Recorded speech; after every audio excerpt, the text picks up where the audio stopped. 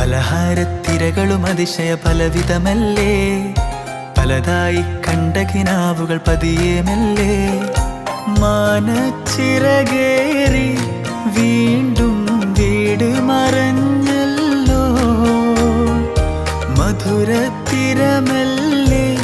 വീണ്ടും പാടെ മറന്നല്ലോ.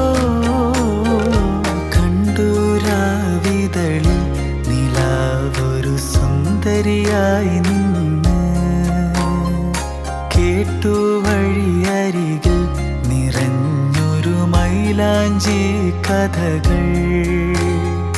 കാതിൽ കൊതിയേ